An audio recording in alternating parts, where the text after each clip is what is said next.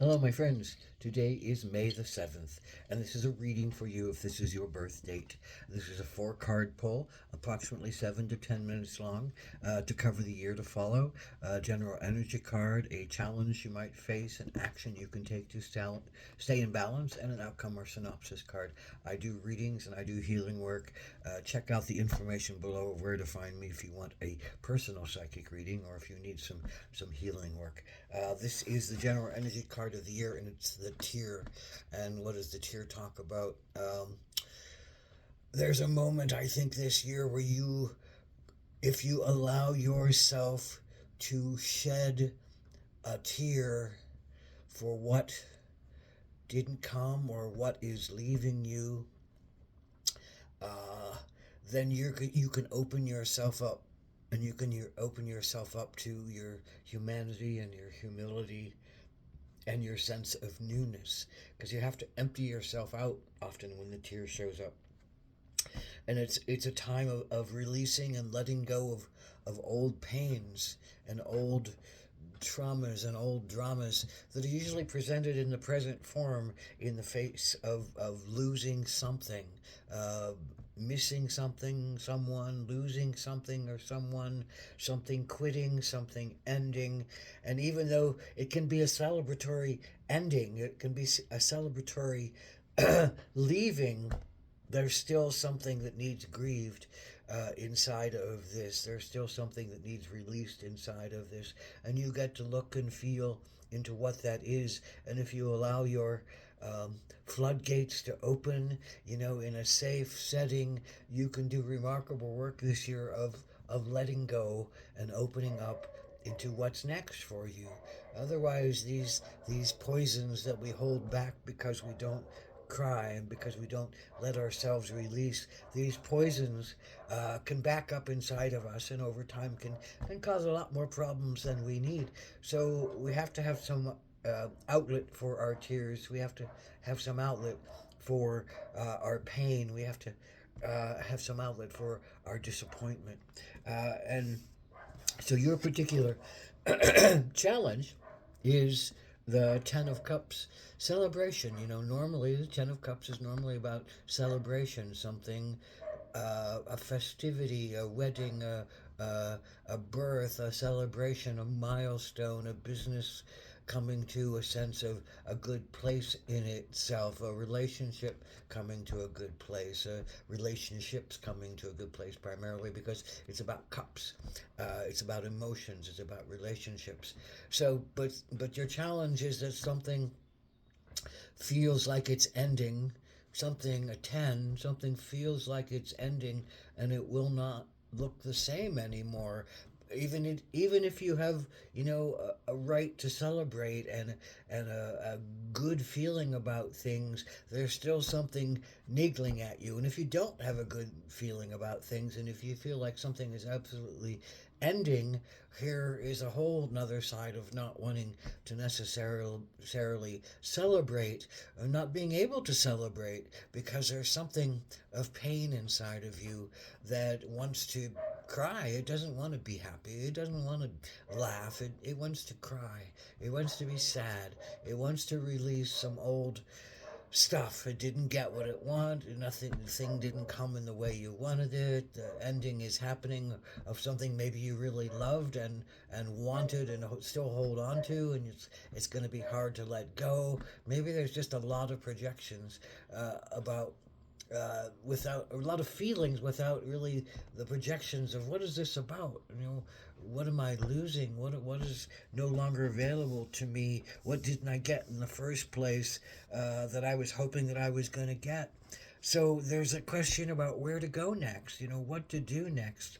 And I think if you allow yourself the tear, if you allow yourself to cry, and you can open yourself up to some healing work that needs to occur, you're going to be open for a new journey.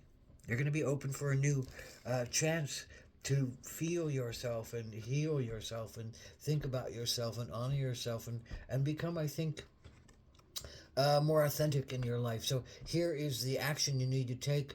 Hawk, messengers, winged ones. Hawks fly high, and they are in the daylight they are the ones that quack really loud if you need to be alerted to danger. That hawk's cry is piercing. So this is about recognizing that you're going to be safe, and if you need to worry about your fear, you'll be alerted in the right time at the right place to do something about it. But mostly you can stay in peace. So staying in peace means you can fly above and rise above your own self limitations and see from a higher vantage point. And I think letting go of something from crying has opened you up to being able to see things from a new place, from a new height, from a new witness point. This is also the sense that messengers might come to you about your direction. Be open to messages. Be open to messengers that come through the air, through communication, through wisdom, through word, through voice, through air, through the things of knowledge, through the things of science, through the things of communication. Guides and guidance comes from many different sources. Animals can bring you guidance, birds can bring you guidance, ancestors, ghosts, energies of tables, people. If you're open to taking in the whole of existence and being welcoming to where truth comes from, you'll find the truth arrives in the way that you need it to arrive, and you'll see it in the way that you need to see it, and you'll see it through whatever form you need to see it through. That's how Creator works. It gives you the way that you can see it and understand it. So be willing to be open to deepening your ways of understanding what the next part of your path is. And here's the outcome card. I love this fantastical creature, this unicorn in these odd colored shapes and these surreal landscapes. It's full of imaginative beauty. It's full of a tranquility and a balance that still has kind of a sense of adventure and intrigue and mystery to it. And I think overall this is what your life is saying to you. You go out in some new ways. Trust your creativity. Trust your spontaneity. Trust your even your foolishness. Let yourself be foolish in some way that feels right to you. Go on an adventure. Go out on a lark. Go create in a new way. Maybe this is about writing and painting and drawing and art and dynamism on a stage, and maybe this is about just fresh ideas and fresh ideals and fresh emotional content, which will allow you to, I think, see new worlds and enter through new portals and allow yourself to witness a bigger picture of yourself, and one that's, I think, more emotionally balanced and able to go through what needs to come next. So this is a healing time for you. Give yourself healing. Allow yourself to be healed. Let yourself go down to the absolute best healing place, crying. And crying often turns to laughter, and laughter often turns to crying. There's a heart healing ripple that it comes out from the tear. And if you can feel that crying and go deeply, you'll end up laughing, and you'll end up open, and you'll end up refreshed. And it's amazing to think that by crying you're going to feel better, but you will. Let yourself cry.